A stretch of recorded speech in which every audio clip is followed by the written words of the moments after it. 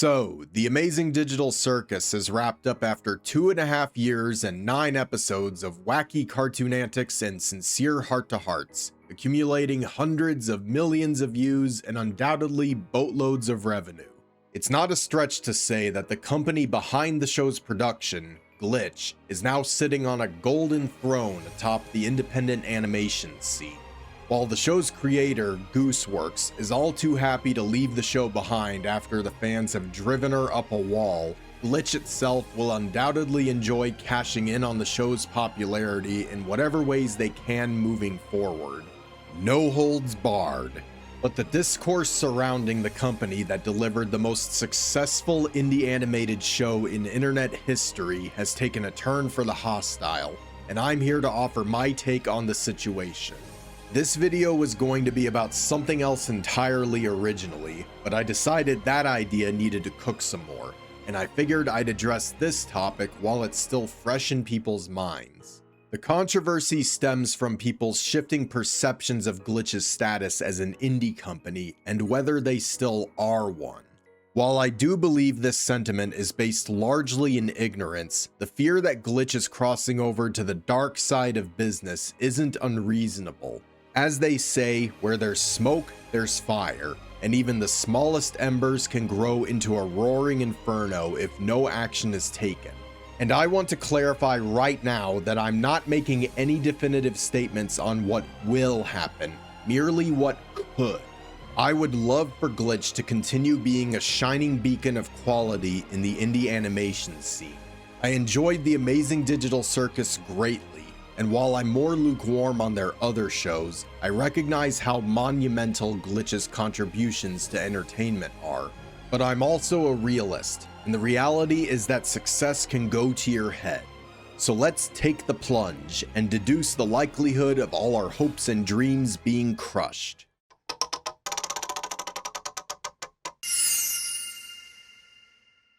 The biggest criticism directed toward Glitch is their propensity for merchandise, specifically at the launch of their pilot for Game Overs, with some online commentators saying that the increased focus on merch is making them indie no longer. In order to explain the root cause of this animosity, we need to delve into the history of merchandising entertainment. The practice of tying in merchandise with movies or television properties had always existed, but it wasn't until the release of the original Star Wars in 1977 that the practice became an integral part of the business side of entertainment. Whereas before merchandise was treated as an afterthought, Star Wars resonated so strongly with audiences that merchandise just flew off the shelves. All that merchandising revenue went to George Lucas, and because Star Wars became so successful, this filled his coffers quite a bit, allowing him to maintain financial and therefore creative control over future projects. And the rest of the industry saw this and got dollar signs in their eyes. Toy companies like Mattel and Hasbro sought to get in on the merchandising goldmine as well, but being toy companies, their priorities were naturally in reverse. Whereas visionaries like Lucas sought to use merchandising to fund their passions, toy companies like those listed sought to use shows to advertise their products.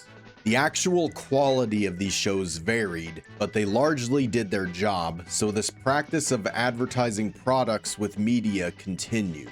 But this practice created a negative mindset over time. Hyper-conservative companies like Hasbro won't hesitate to impose committee-directed creative control over the shows produced on their dime if they don't meet their company's preferred image.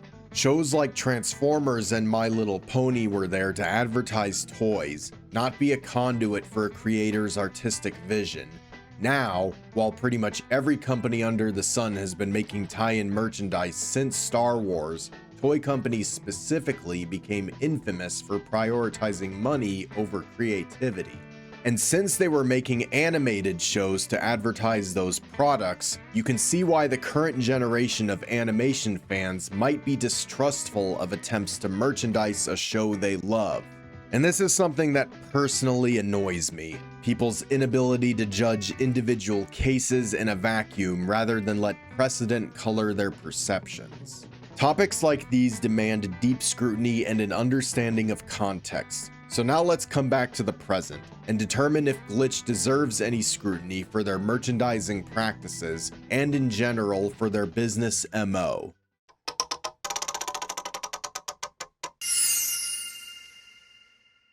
Right up front, it needs to be said that selling merch is not inherently bad. Like I just said in the previous section, it can simply be a means of acquiring funds rather than the whole point of a show. Being an independent company, Glitch doesn't have investor cash to fund their shows, and there's no way for us fans to know the specifics, but it's a given that money was incredibly tight prior to the Amazing Digital Circus. During that time, merch deals and sales would have been a crucial means of acquiring the funds needed to complete Murder Drones and kickstart the Amazing Digital Circus. This is pure speculation, but I believe that this controversy started specifically with Gameoverse, and the merch drop done alongside the pilot is because a lot of people are under the impression that because the Amazing Digital Circus was so big and successful, the money Glitch made off of it should be enough to keep the company afloat. We don't have access to their ledgers, so we can't know how much money they've made, but we do know where a good chunk of it is likely to go. With the Amazing Digital Circus over, Glitch has 2 new shows already greenlit, Gaslight District and Knights of Guinevere, and they'll undoubtedly do everything in their power to make Gameoverse happen. And then they're helping to bankroll Lackadaisy. With all these irons in the fire, Glitch needs as many revenue streams as they can get. Additionally, the money they stand to make from YouTube isn't consistent, and the views gained from all their shows outside of TADC pale in comparison to it. And this isn't anything more than pure speculation, but I wouldn't be surprised if Glitch would resort to shuffling money around if their merch lines ever don't take off. One thing we need to keep in mind is that, as a business, Glitch has to worry about their bottom line. Even if not for the sake of profit, then absolutely for the sake of sustainability. What ultimately matters is that the creators they collaborate with retain creative control over their creations. And now I'll directly address the criticism of Glitch not being indie anymore. It's bullshit. Size is meaningless in determining a company's independent status. A company is independent so long as none of their shares are publicly owned. Until Glitch decides to sell their shares, they'll continue to be independent no matter how big and successful they get. So the question to ask is this a valid fear? Well, it's certainly a possibility. Throughout history, success often leads to arrogance, and arrogance often leads to irrational thinking and a hyperinflated belief in one's abilities. The mere fact that Glitch seeks to grow their business automatically opens the door for what the Japanese in the beginning of World War II called victory disease. And we can definitely point to various controversies Glitch has been involved in, like the movie exclusive Pomni popcorn bucket being resold at Hot Topic, as small signs that the company's integrity is actually on shakier ground than what we'd all want to believe. And in a similar vein, I have suspicions about Glitch's motivation for releasing The Last Act in theaters. Just suspicions, nothing concrete, but I feel it's worth addressing. Feel free to disagree. The announcement that episodes 8 and 9 would be released in theaters as The Last Act caused quite the stir among TADC fans who didn't want to go to the cinema, angry that they'd have to avoid spoilers before the YouTube release. Glitch's statement on the issue claims that their motive was about sending a message to Hollywood and mainstream entertainment, but that doesn't quite add up. Now, maybe Glitch believed in the best case scenario, or they only cared about getting TADC in cinema with no regard for the box office results. But anyone could tell you that the best way to set up The Last Act for success would be to make it theater exclusive, at least in the long term, to encourage more ticket sales. And the more successful The Last Act would turn out, the more visible the message would be. But that's not quite how things turned out. While The Last Act came in at number 1 on Thursday, it wound up at number 5 by the end of the weekend, coming behind He-Man and Scary Movie. These were the movies to beat, or at least come neck and neck with for anyone who wanted to broadcast the indie scene's power.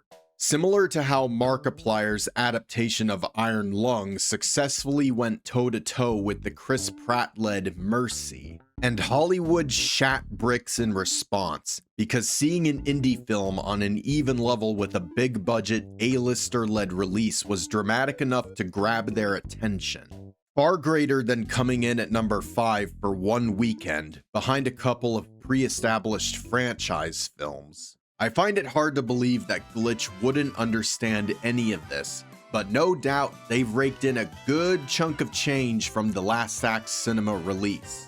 But at the end of the day, there's a saying we should all take to heart: innocent until proven guilty. Glitch is still in the business of making great shows, but the longer they stare at financial spreadsheets, the more out of touch they'll become with the art. Knowing this, I definitely recommend keeping the company as big as it currently is. Of course, if Glitch does go the way of Big Corpo and sell out their integrity, then their fall will inevitably come, and someone else will rise to take their throne, and thus the cycle of greed repeats.